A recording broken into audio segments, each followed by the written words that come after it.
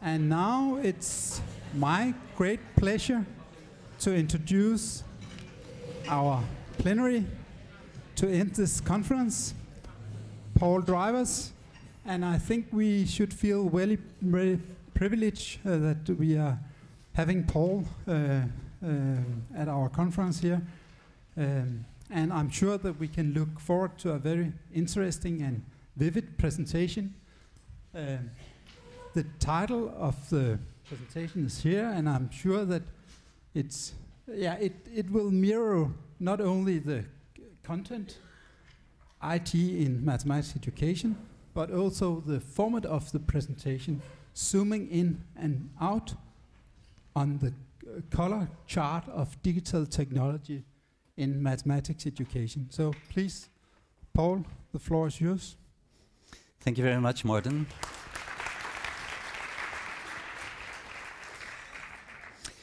Thank you very much. Thanks for joining. Very happy to be one afternoon in Denmark. The title of the talk, Zooming In and Zooming Out, the color chart of digital technology in math education. And what I will try to do, so the overall aim, so to say, is on the one hand, to zoom in on some specific examples that hopefully are of interest and relevant and nice to you. And on the other hand, to zoom out and to have a kind of global view on the landscape of digital technology in mathematics education, a landscape that is quite scattered. It's a bit like patchwork, and this is what made me choose this background. The background, by the way, that is a painting by Paul Klee, 1930. So that's definitely historical. Why are you smiling? Okay. Okay. That took a long time before you noticed, right? Zooming in, zooming out on the landscape, and my patchwork is a bit more simple. There are two dimensions. One is the dimension of time. I can speak a long time about the past, very short about the present, because it's only a moment of duration 0, and then a bit on the future, which is also difficult because we don't know yet. And the other dimension is our perspectives on education, on technology in education, a tool-wise perspective. What kind of tools do we have? How do they impact on teaching? And how about the theory that's behind it that may guide our behavior in class? Now, essentially, this is the talk. Hope there are no complaints yet. So there we go. I like to have a bit of a historical view, and I remember it was like in the 80s, and end of the 80s, I think, that this was a famous example. I think it was by David Toll. I use GeoGebra now, but by that time we used other environments. But the idea was quite simple. You zoom in on a curved graph, and if you zoom in, the more you zoom in, the more it looks linear. And the idea was to have students, oh, interesting, this was not expected. The idea was to have students experience this and in this way get a feeling of local linearity which could be used to introduce derivatives or tangent lines. So use graphing technology just to explore through zooming in and notice these graphs being locally linear. That was one of the early examples by David Toll. Another one was this one. You probably all know it. Also, end of the 80s, I think, Cabri Géomètre, the French product, or Sketchpad. Now we have GeoGebra, so this is a GeoGebra file. But you all know it. You have a triangle with these perpendicular bisectors. And once you start dragging one of the points, it seems, you never know with screens and pixels, but it seems that the three perpendicular bisectors always meet each other in one point, one intersection point. And then, of course, this raises the question, how come? Is this really true, and how can we know? Okay, again, interesting. It's not random what pops up anyway. Gaussian processes, ChatGPT, anyway. Python. So these were two very classical examples, end of the 80s, that really started us thinking more about technology in math education because the tools were available, graphing software, geometry, dynamic geometry software. Another example, there were applets emerging. So here you see one that was made in our institute. You can build chains of operations and change the parameters and maybe connect them if you wish. And so the first step is squaring, the second step is dividing by 120, and you can input a number. And this is, of course, a kind of tool that is not used in practice in the sense of mathematical practice. This is typically kind of pedagogical tool that wants to offer students the opportunities to explore, in this case, an input-output chain or a function.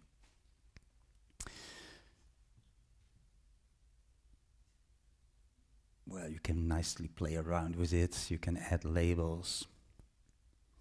So this is typically a very dedicated environment created for students to develop the notion, in this case, of function, which is more specific compared to the earlier examples of graphing tools or dynamic geometry system.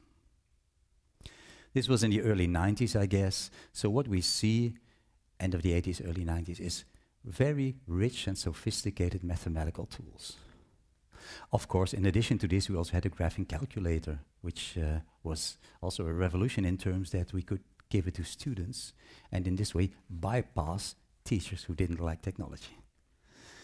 And then we got symbolic computations, and I guess in Denmark you know more about this than we do in the Netherlands, but I remember when I was also like 1990s, I saw this for the first time, especially the one here on the parametric equation. I was so fascinated because this was what we considered real mathematics, and real mathematics was captured in a box. Even finding antiderivatives, which was, when I was a student, the magic art, and you needed intuition, and you needed to be an artist to be able to do this. It was all captured in algorithms. So mathematics was like algorithms. Well, you know these examples probably. Oh, by the way, on the right-hand side, on the bottom, there's a nice link to a Danish website, which you may know, and if not, have a look there, because it's about similar topics. Okay, so we had spectacular tool development. What happens with teaching then? Well, that was, of course, a question. In line with the earlier thing of this inzooming, by that time we were very much, well, I think many people were very much interested by concept developments. For example, here's an example again in GeoGebra, but that doesn't matter. It's this one. So this is a GeoGebra file. You see, or maybe I changed one of the parameters a bit. You see two lines, two green lines, and the red curve is the product function of the two linear functions. And the 4 slider bars on the top left are the 4 parameters of the two linear equations. So A is the A of ax plus b, B is the second one, and then we have cx plus d for the other. Does that make sense? Okay. Now, okay, I have a mountain parabola. Could anybody tell me how to change one of the parameters so that it gets invert? Well, how do you call this in English? Not a mountain, but the other way around, like this. Sorry? Okay, yeah, okay. But what do I need to do with one of those 4 parameters?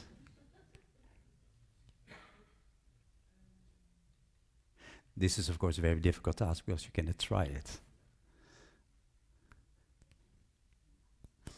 So what you hope that students do then is they start trying. Okay, I take the upper slider. So apparently increasing the value of A makes the left line steeper, but is not changing the parabola orientation. However, if I go down and down, okay, there we go. So now I managed, right? So what's the rule? to make this happen. And for example, what's also interesting, the vertex of the parabola is on the right-hand side of the intersection of the lines. But what should I do to make it at the same point? Well, now this seems to... And can I turn it up? Yes, I can. Can I turn it down? Well, can I make it move below the horizontal axis, the parabola? You're nodding, Morten? That's nice, because it cannot. So what we try to, I'm not going into detail, but what we try to do is to create environments, and this one I created in GeoGebra, but it could be done by other tools, to make students play, explore, discover, reinvent relevant mathematics. That was one of the ways we tried to incorporate digital technology in teaching. This is another one, well, same style. I have a parabola. I have a line intersecting the parabola in 2 points, and a third point, which is the midpoint of the 2 intersection points, right? Parabola, line, intersection point, midpoint. And now I'm going to move this line vertically up and down. So I can drag these points, and what we see happening is that this midpoint seems to move vertically. Seems. But can we be sure? And how and why? To me, when I saw this for the first time, it was a surprise. I wouldn't expect this midpoint to move vertically, but it does. So this triggers my curiosity.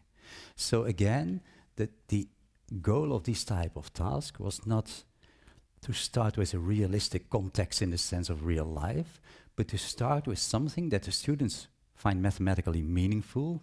I suppose they know parabola, they know lines, they know GeoGebra, and then take this as a starting point for new exploration and discovery and proof. So when you go back tonight, you can prove it. Through algebra, by the way. It's an example from this book on the bottom. If you teach with digital technology, there will be a change in your behavior and you're setting up the scene as a teacher. And this is what is called, well, what some people call orchestrations.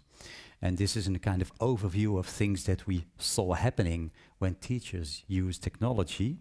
And of course, on the one hand, in whole class teaching, on the other hand, in individual teaching, in the sense that students are working on their own or in pairs or in small groups, and you are walking around as a teacher. So for example, some are quite straightforward. Usually teachers have a tendency to show some techniques when you use technology, or to guide and explain what's happening, or maybe to show a screen or some output and discuss it with the class. So there are different instruction formats that were identified and that teachers tend to do. But this is a process, this is a development. Maybe, I assume many of you are teaching and are using technology, so you are probably already quite advanced on that. But this was typically something that was happening 10, 20 years ago. So this also brings us a bit to the theory behind. My favorite theory, of course, well, of course, some of you know, is what's called instrumental genesis. And instrumental genesis may sound a bit as some strange vocabulary, but basically it comes down to the idea that as soon as you use a tool, you change your way of working. So the lady on the first row is typing on her laptop, whereas somebody there is writing on a tablet.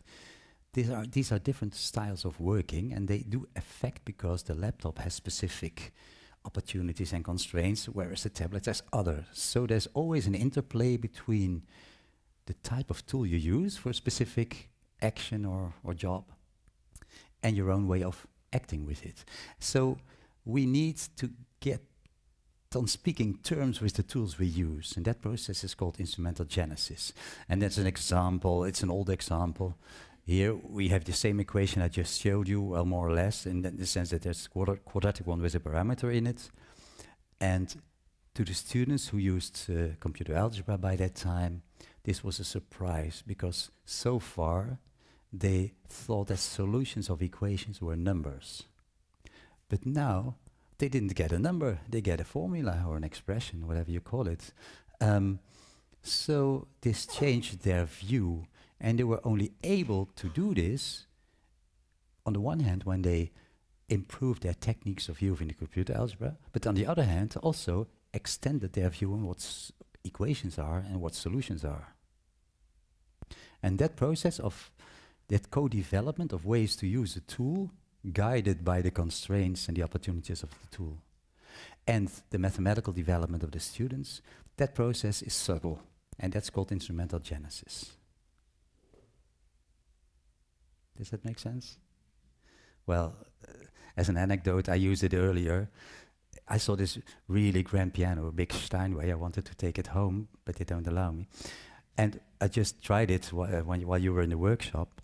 And then, of course, this grand piano reacts different from mine at home. So as soon as I start playing, immediately there's an interaction between the instrument and myself. And I adapt to the instrument, and I know better how to use it, and that's instrumental genesis. But this instrumental genesis by the students needs to be guided by the teacher. And that's the instrumental orchestration. And well, of course, there are different styles of teaching. The more central conductor of the symphonic orchestra versus the jazz band leader. So that's, of course, up to you. But anyway, as soon as there are new tools entering the classroom, as a teacher, you need to adapt to that. First of all, you have your own process of instrumental genesis, namely finding out ways to work with this software or technology. And second, you have your pedagogical considerations, didactical considerations. What am I going to do? How am I going to use this, and what for? And that's also quite a process. So I like this theoretical framework of orchestration. And then in the end, of course, the big question is, does this work? Work in the sense of, does it improve learning? And that's, of course, a difficult one. I distinguished a while ago already 3 tasks. One task, one reason for using technology is to make the technology do the mathematics. So if I have a graphing tool and I say graph this and this, it's just to outsource the job. I could do it myself, but I don't want to spend my time on it. That's the doing part. There's also the practicing part. You have these example generators. And you have the conceptual development, which is probably the most interesting and usually relates to the doing, because what you do often is outsourcing basic things to explore more complex things. So for example, in this zooming in example, I could by hand change the scale and graph, but it take me hours. And now I can do technology to outsource it, which might help me to do the concept development. And then in the study in 2017 by Young, he studied effect sizes, and he says that's roughly a measure of how successful the interventions are. And then he find that for outsourcing, there was an effect size of 0.47, which is considerable, makes sense, does something. For practicing, a bit less, and for concept development, even more or less. This was 2017. In 2020, there was a new review study, which was a bit more optimistic, which ended up with effect sizes of like 0.65. So altogether, there is some support that technology really works in math education, even if there are also some concerns. For example, the effects of small-scale studies usually were bigger than in larger studies, suggesting that scaling up is difficult. If we have researchers and teachers that work very closely together in a small scale, they are more successful than when I want to have whole Denmark engaging in an experiment. Okay, so it seems to work. To summarize this part, we have real spectacular mathematical tool development over the last 3 decades. Many examples focus initially on exploration and concept development. We should be careful about the interaction between student and technology, because it sounds technical, but it's also always also mathematical, and the way in which you guide this as a teacher. And finally, there are some positive effects, even if it's not the solution to all problems in math education. So far, so good. Okay. At present, to be honest, the focus on concept development seems to have disappeared a little bit. Graphing calculators in the Netherlands are usually mainly used for very outsourcing-like purposes, calculating probabilities, numerical calculations, calculating intersection points, or whatever. So the optimism in the past on concept development has been reduced a little bit. Still, there are some new ideas. But let me first ask your opinion. Could you maybe, I assume many of you have a smartphone, could you maybe answer 2 questions for me through scanning this QR code?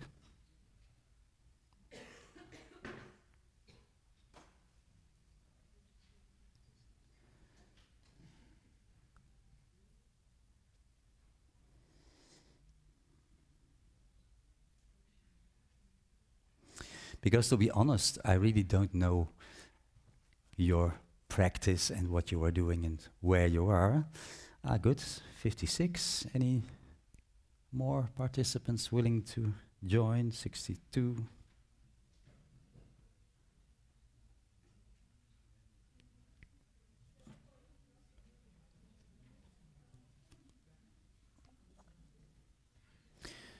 $65.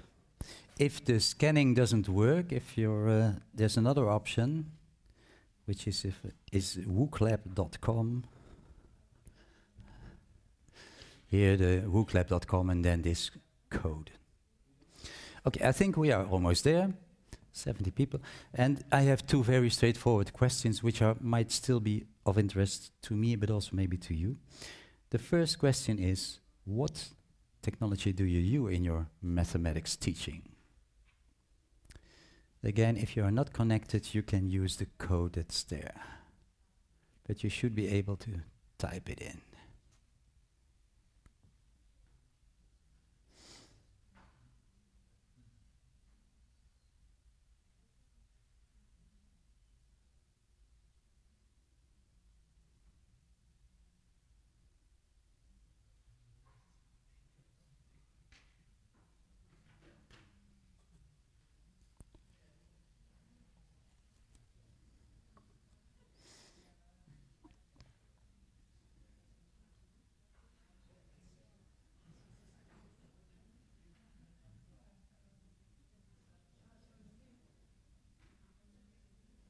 Wow, over 100 votes already. Because indeed you can enter more than one answer, right?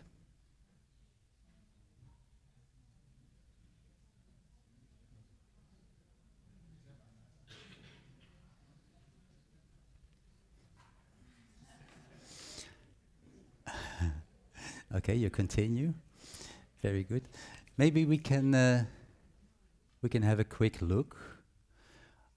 Of course, such a word cloud is a bit limited. For example, if it does not cluster very well. So, for example, I see GeoGebra in the center, but I also see, yeah, it's here. Oh, it's moving. Okay, we have a lot of votes.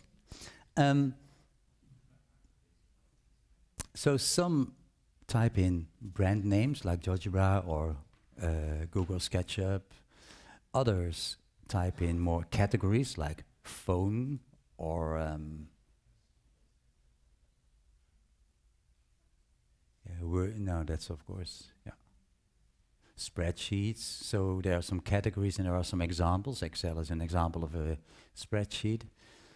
But this comes quite close to what I would expect in the Netherlands. There's also a Lommerrechner. I don't know what it is, to be honest. What's Lommer? Sorry? Okay, thanks. I also see Python and Java and so programming, coding, computational thinking is very much in the area, I think in Denmark as well, right? Inspire.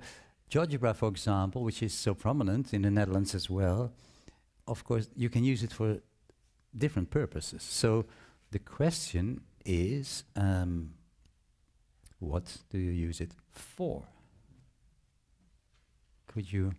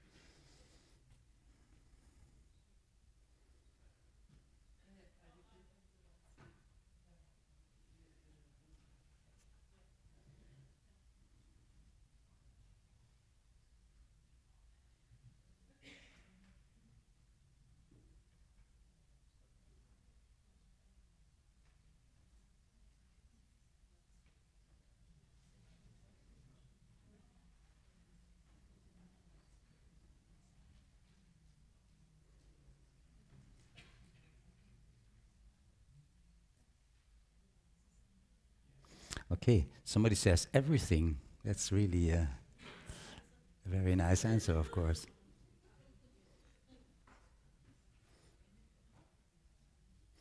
Thank you very much for your input. What is, at a first glance, of course, I see a lot of these like higher order learning goals, like exploration, problem solving, understanding, constructing, investigation. And that was initially what was often in the air. Still, my feeling is that in many places, these somewhat optimistic goals have been a bit downplayed towards things like calculation, illustration, computation is there.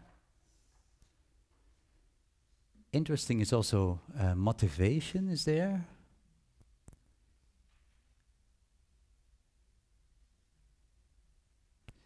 And another interesting one, of course, is to change the old curriculum. So technology as a lever to change. And to be honest, this was already predicted a long time ago.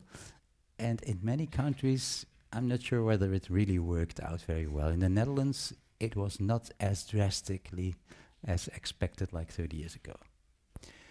But I do appreciate your Unterstützung is understanding, I guess. Or okay. And Untersuchung is research, is investigation, I guess, right? Yeah. Nice. And I see some things on programming, algorithms, modeling, also very much a higher order skill that's also ambitious. In the Netherlands, we have a curriculum revision at the moment, curriculum reform, and there's a lot of debate about modeling. On the one hand, people want it. On the other hand, people say, especially also mathematicians say, it's just too hard. You cannot do it. Anyway, thanks. This gives me an impression.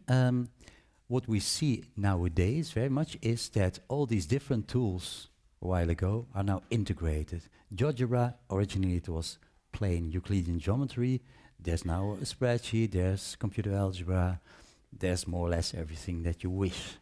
So all these things get very much integrated, but there are also some new things appearing. For example, here you see a big screen, and it's a multi-touch screen.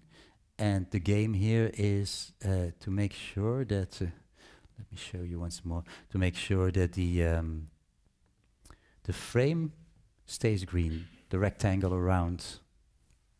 So you need to move your both hands in such a way that the frame keeps green.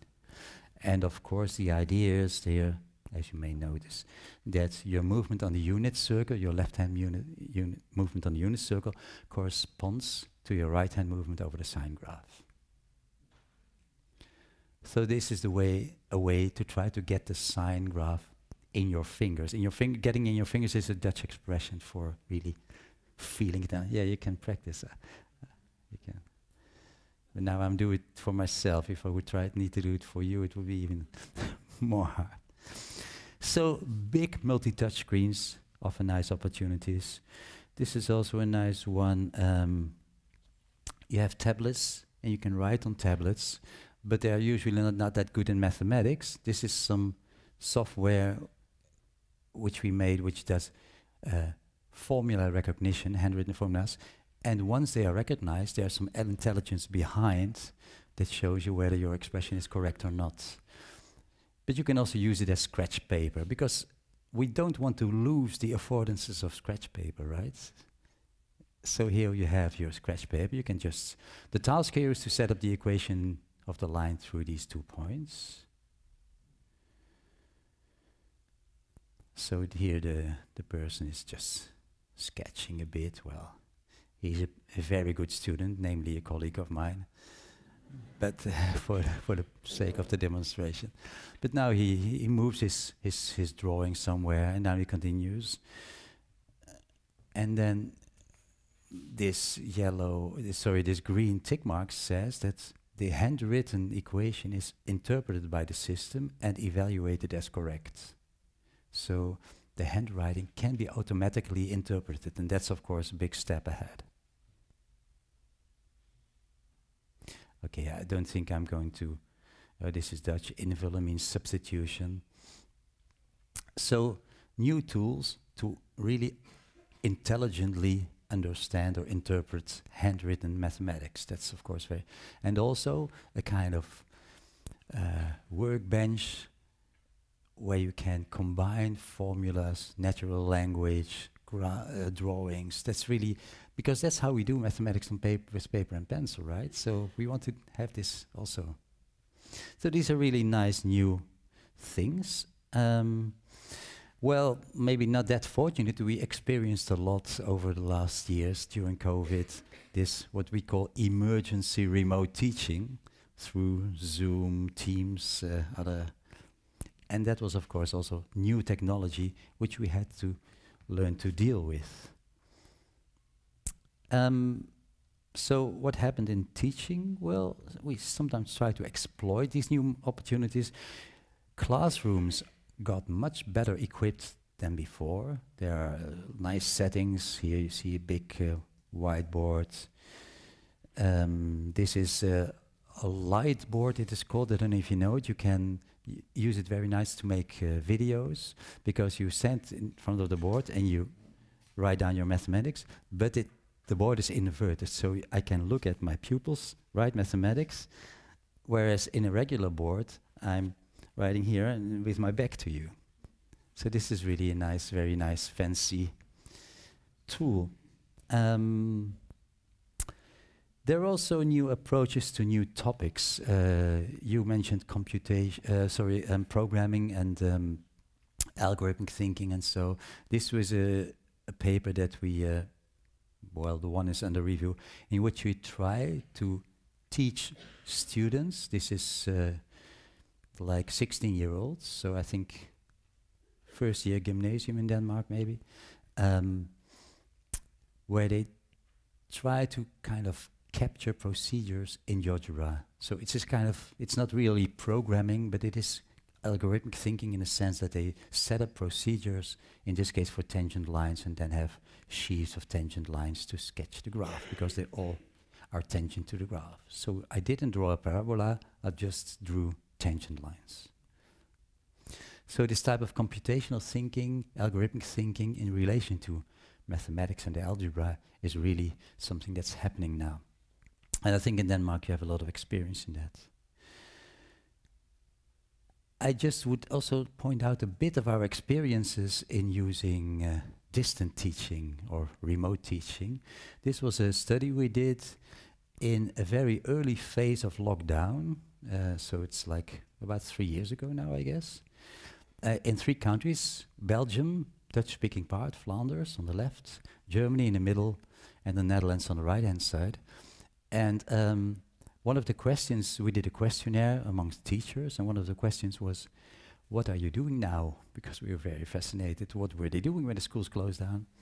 And there were big differences between countries. So, for example, here in Germany, there was like 1/3 who never used any way of simultaneous teaching, like video conferencing or so.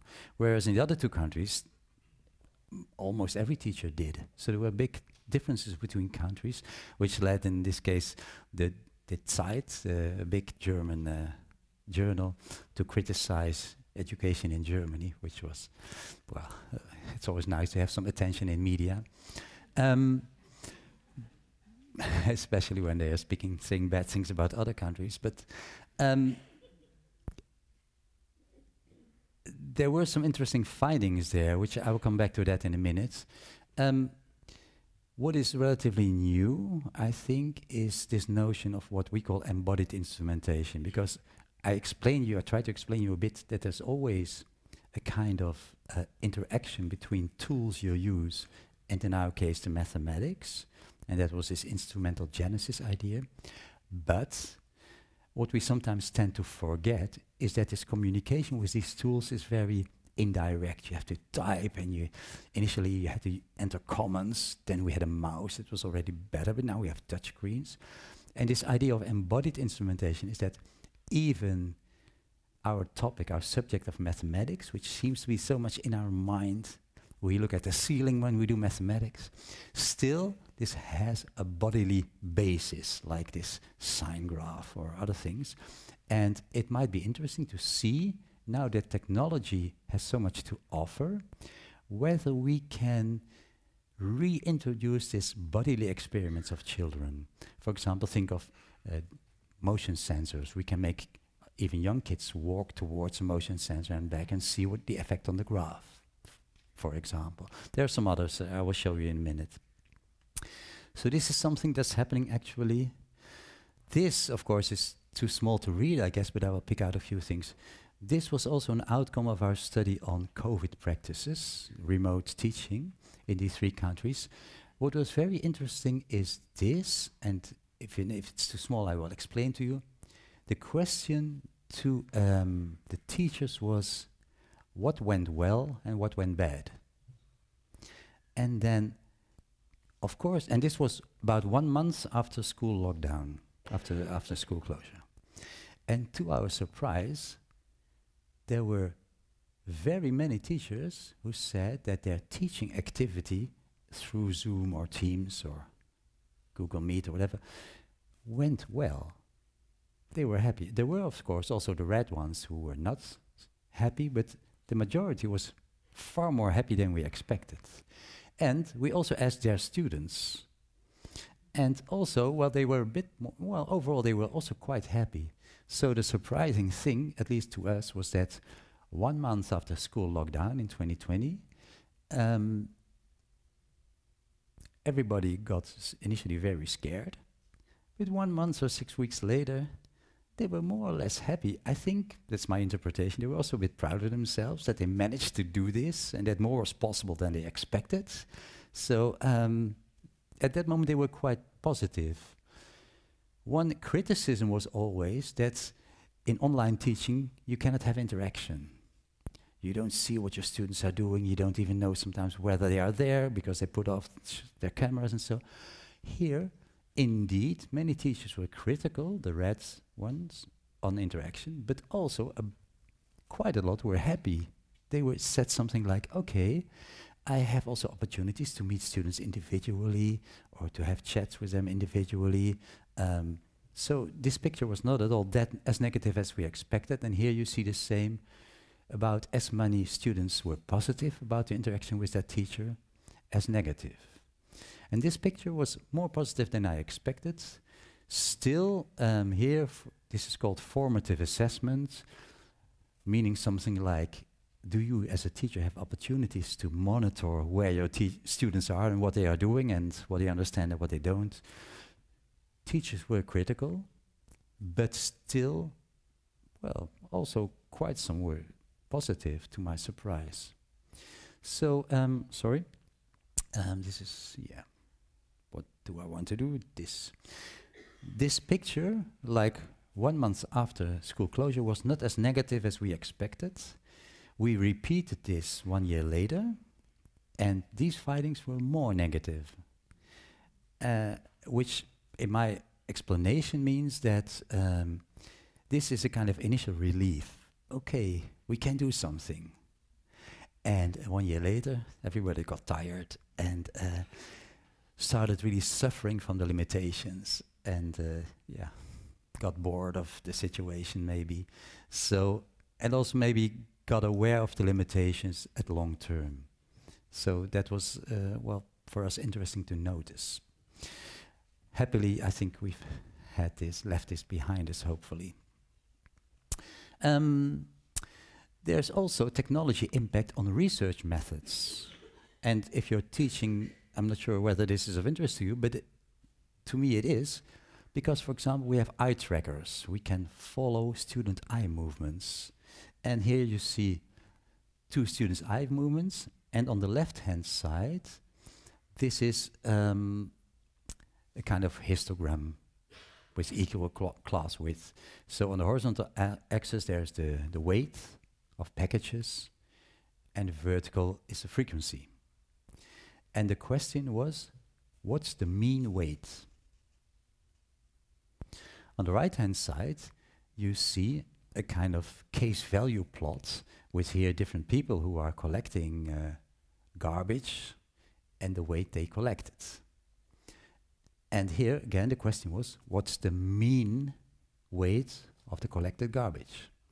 So in both bar graph-like pictures, the question was the mean. But as you know, in a histogram, the mean is the point, you can imagine it's the point where you balance the whole block. Whereas in the bar charts, in the case value plot on the right-hand side, the mean is the horizontal line where what comes above it and what comes down of it balance. So you would expect students to make mistakes on this, they do, and you would expect to be able to check this through their eye movements.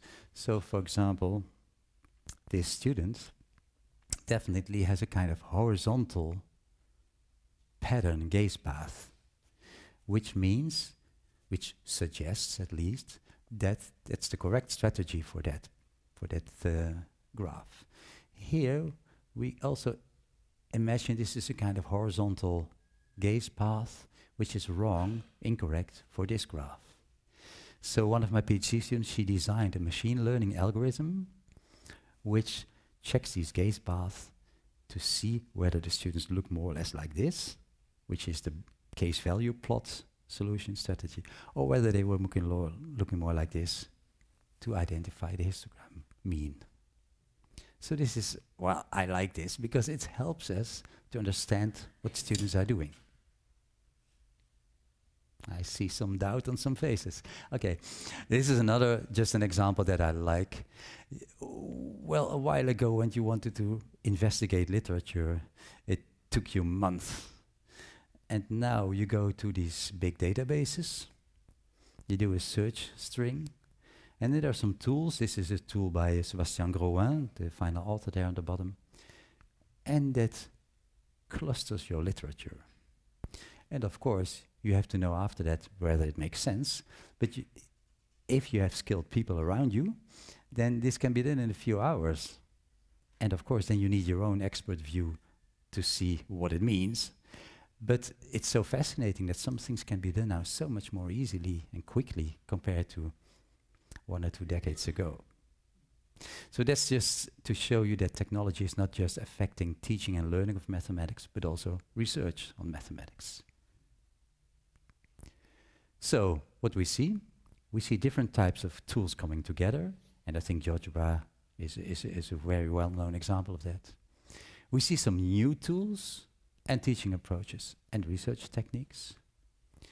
And my impression is that, of course, COVID and emergency remote teaching, school closure, Well, on the one hand, it did raise some skills by teachers to deal with that. On the other hand, there was also a bit of a fallback and something stopped. For example, many teachers who used remote teaching through Zoom or Teams, they stopped using mathematical tools because that's of course not what Zoom and so is good at. So you need to be a bit more skilled to be able to do so. So the mathematics tended to be gone, even if teachers found their ways with writing pads and tablets to show something. But the mathematics specific technology seemed to be a bit more at the background.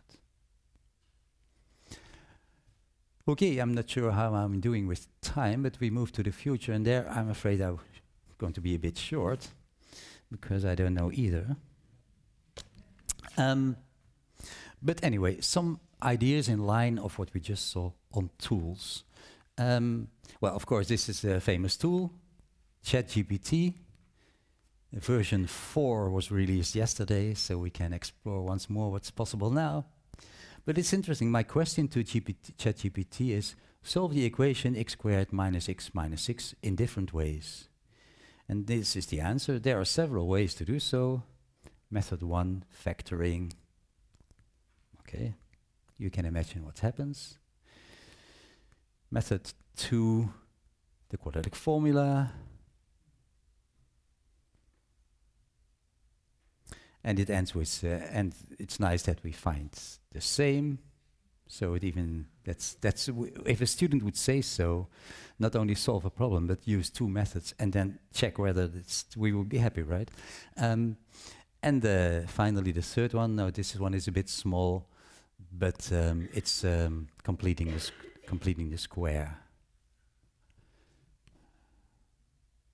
So, are we happy now? This is what is interesting in my opinion is that, remember when the first calculators, well, I'm not sure if you were already born by that time, but when calculators came into the classroom, people were very concerned, oh, they don't learn any arithmetic anymore and we should not allow them, etc. And then we got graphing calculators, we get computer algebra, and now we have this. Essentially, the debate is the same in my opinion, namely, okay, there's a lot that can be done by tools. How do we react as educational field? What does it mean for the skills that students need to master? What does it mean for curricula? What does it mean for assessment? And essentially this debate is always the same, but at different levels and for different tools. And this is the newest one. By the way, ChatGPT, at least version 3, I didn't try version 4 yet, makes a lot of mathematical mistakes as well. And other mistakes. Yesterday I typed in, write a bio, or tell me what you know about Paul Drijvers. And they said, I received the Freudenthal Award in 2013, which would be a great honor, but it was not true and it will never come true either. Okay, tools. Yeah. Augmented virtual reality. On the left-hand side, you see a picture from an experiment on teaching to future carpenters who need to be able to read a plan for a building, and then in the workplace put some sticks in the ground and some ropes to make sure where the wall will come. And to do so, they should go to the real spot where the house is built, but here they could do it in the workplace, in school.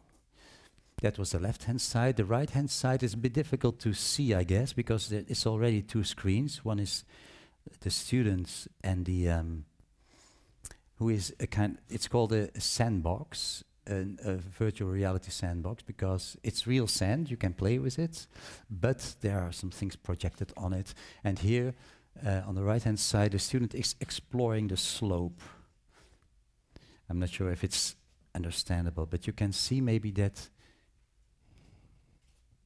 here you see the lines, and then the student is tilting it and is experiencing. And the mathematical topic, this was our first year university students, the mathematical topic here is slope and gradient of 3D functions, namely functions of 2 variables. Okay, I will not go into detail. I have another difficult example, I think. Let me see. This is from an experiment in Israel, and on the top left small screen you see the student with the VR glasses. On the right hand side you see what the student is seeing. This was a kind of menu, and then the game was the student gets this kind of graph and then has to move his hand along the graph like this. And if he does it correctly, with the right slope, the derivative value is plotted. And then the idea was that the student would discover the relationship between the hand movement and the value of the derivative. I'm not sure if this is easy to follow. It's not, yeah, it's real data. So this is the menu that the student has. And here you see these green horizontal, because this is a linear function, the derivative is constant. And so the green points are plotted. You don't see them yet, but there they go, there they come. So the student explores, and it's nice. You can see that on the top left. It's really a bit big movements by the students, and in this way, he doesn't know anything about formal derivatives yet, but he should experience in an embodied way this notion of slope and gradient and discover the relationship with the derivative. Well, I think it goes on for another long time, maybe. Well, this was work done by Osama Swedan and his colleagues in the Ben Gurion of the Negev University. That's the right term, in Israel. This is not at all straightforward, because there's always a danger, as with any technology maybe, that students use the tool in a very superficial and sophisticated way, as they can use calculators in a very superficial way. And the challenge for us is always, how can we make them think about what they are doing and really develop mathematical understanding? And that's typically an issue that's still there. Teaching, I don't have so much about teaching in the future. I do believe that what we learned in COVID times will not completely disappear. Remote teaching will continue, and this is a very fascinating session that setup that we have in our university. You have these, I forgot how many there are, but there's a big wall of screens around you as a teacher, and you can really, you really have the feeling that you speak to your students and they can also see themselves. And then there's the light board behind, so you can write. That's really very fancy. But of course still expensive and not widespread. So it's in a bit of an experimental phase. But it would be interesting to see whether this will continue. I showed you some examples earlier. Here are a lot of examples. On the top left, you can move the point, and the task is to make the triangle green. And the only way to make it green is to make it move over a parabola, to make it move each time to the midpoint, in the direction of the midpoint of the other side. Oh, okay, there we go again.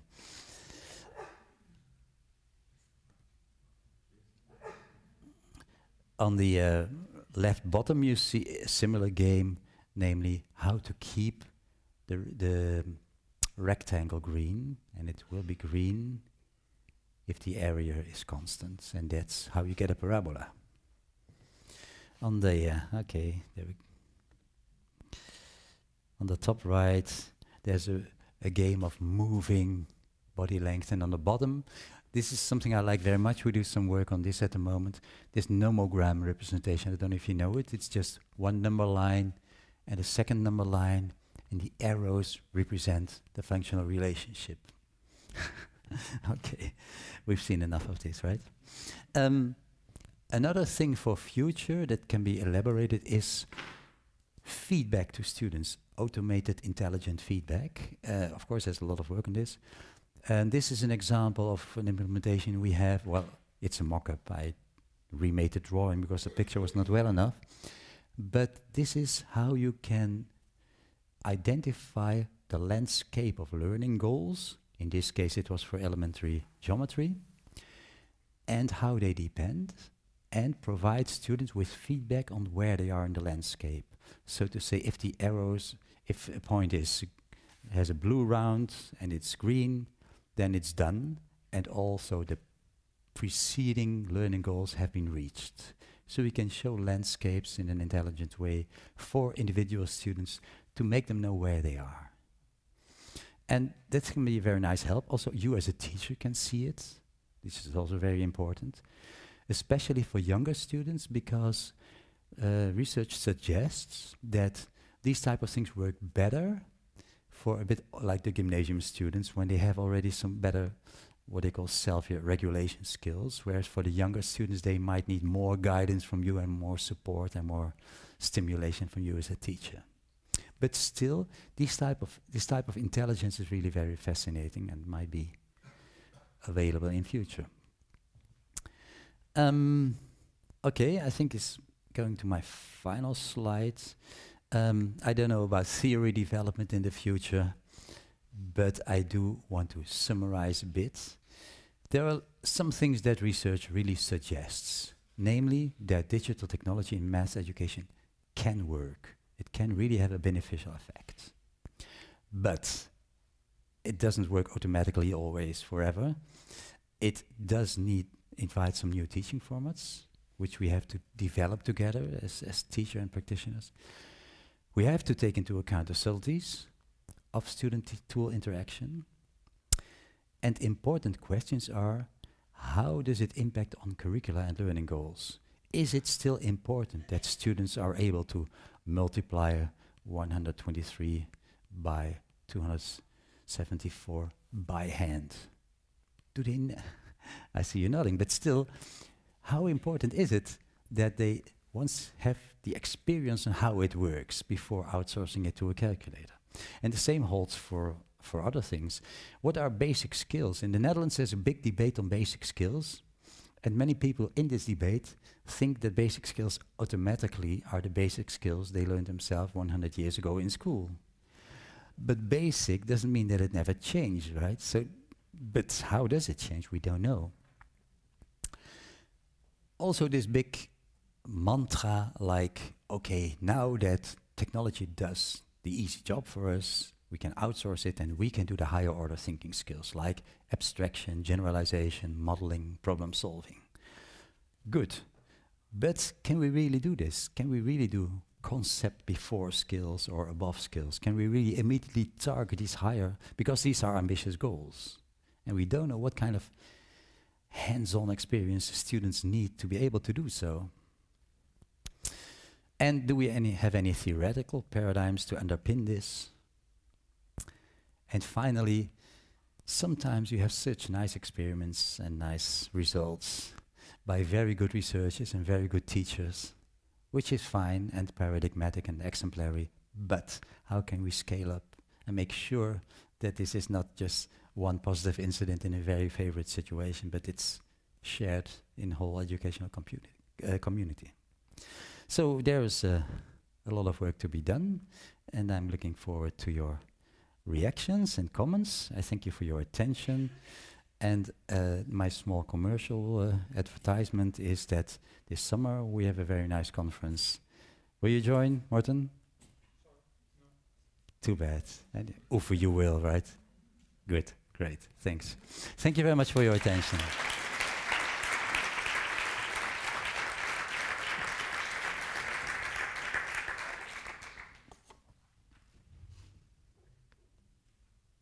Any questions?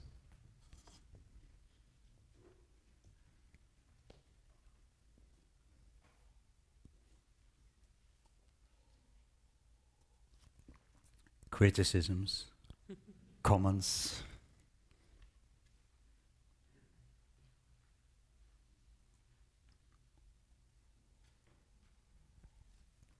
Everybody's looking forward to the wine reception, I guess. Thank you, Paul. Name is Raimundo. I'm a postdoc at the University of Copenhagen. And what I wanted to comment on is what's your view on the pseudo-human components of these new technologies, and I think you raised two good examples about what I'm trying to comment on. One is the ChatGPT, that what it does that other tools do not is that it's really good at understanding one's prompts and also to answering as very human-like. But it's a very specific type of human, which is one that is very confident.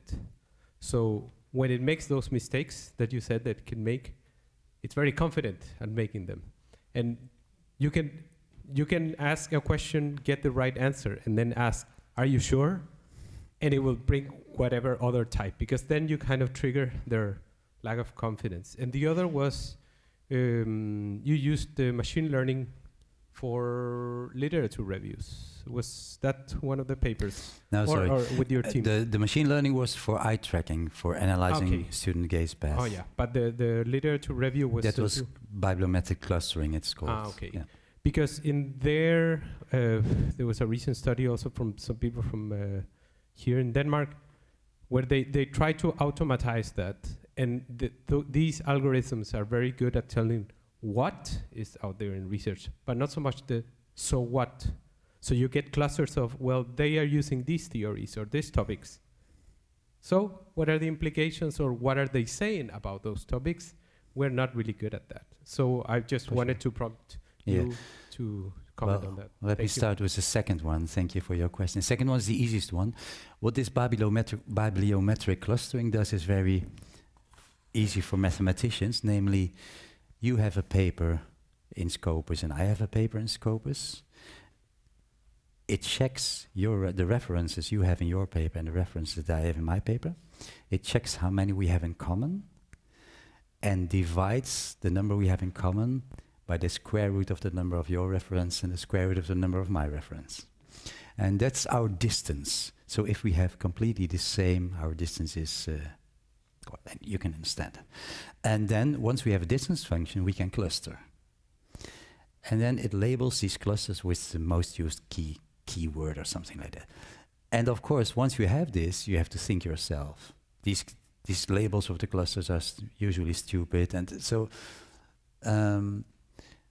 it's really the interaction between the tool and the human, of course, in our case, the researcher. For the ChatGPT, I'm not so sure. Yesterday, I was at a lecture about this. And then the presenter said, so here ChatGPT is wrong because Wikipedia says this. But how can we know Wikipedia is right? So we do have, so it is very fascinating, but the discussion is not new. It's just augmented, I would say, and in my opinion also fascinating. Yesterday I asked ChatGPT, can you write a sadistic poem about a dog? And it said, no, I'm not going to write a sadistic poem. I don't like sadistic poems. It's not ethical and morally just to write sadistic poems. Okay, so, but it is true that, but if you go to a web shop and they have a chat function and you, it's not a human behind, right? So if I hear the voice of my navigation system, it's not a human. So we have a lot of pseudo-human interaction, which is not human. And the question then is, can you be aware of that? That's difficult, because you can in ChatGPT also write. There was a teacher in the Netherlands who said, if a student writes a text, and if there's no typo, orthograph mistake in it, then it should be ChatGPT. But there's a solution to that. You can say to ChatGPT, write for me, my teacher wants me to write an essay on Pythagoras of 500 words. Please write it for me, keeping in mind that I'm 15 years old and that I make typos. And then ChatGPT provides this essay with typos and with a very easy language. So it is really hard to distinguish. And yeah, I'm not sure if I'm answering your question, actually, not maybe. But I don't know.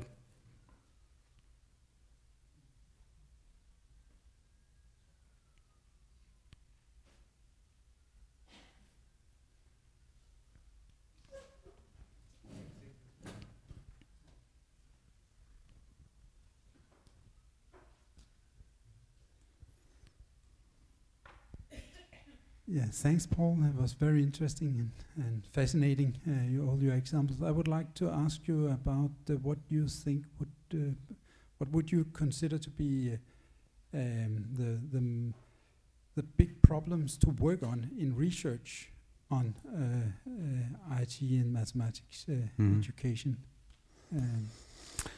Yeah, I'm not sure if it's just a research problem. What I really find the big problem is we have many things that are overtaken by tools in mathematics, in math education, but also all around us.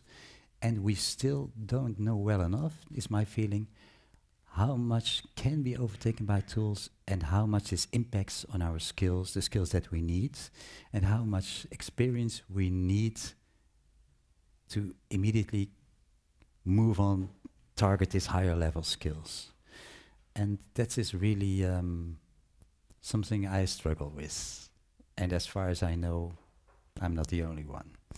And so for mathematics, this comes down to, okay, we find it all ridiculous, I guess. Well, let me speak for myself. I find it a bit ridiculous to solve 30 equations with a quadratic formula.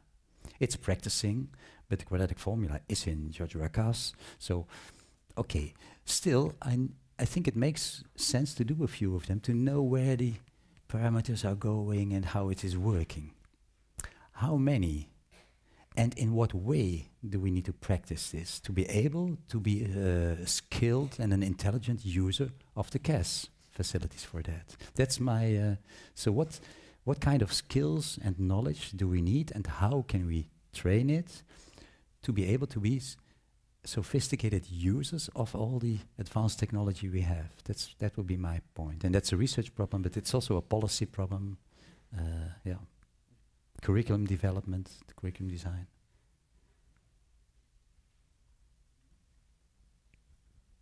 And it's too easy to say we don't need it anymore. We can leave it over to the CAS or to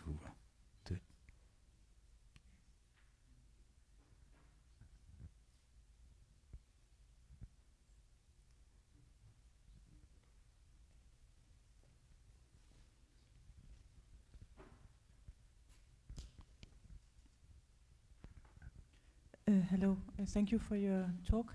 I'm a teacher at the high school level.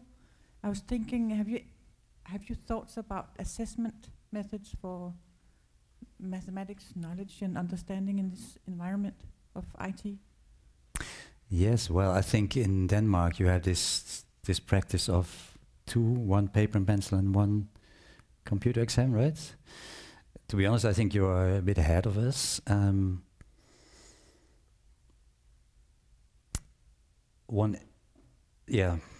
That's definitely one point. We worked a bit on assessment recently with some people, Chris Sanguin, I think some of you know him maybe.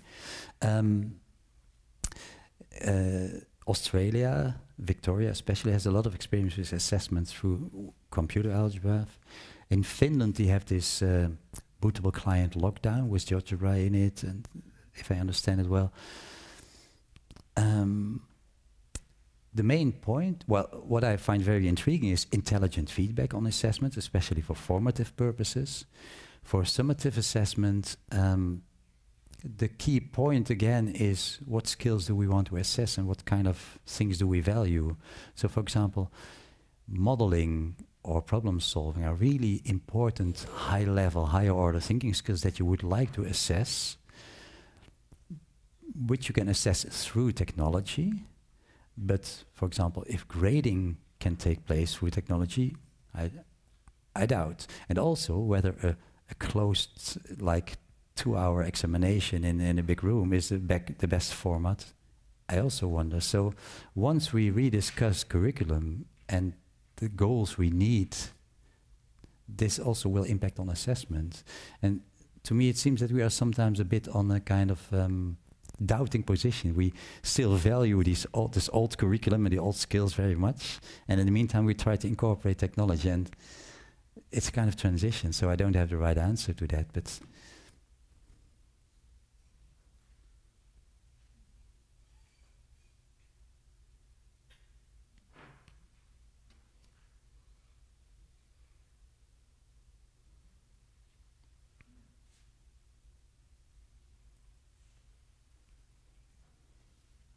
Well, thank you for your attention.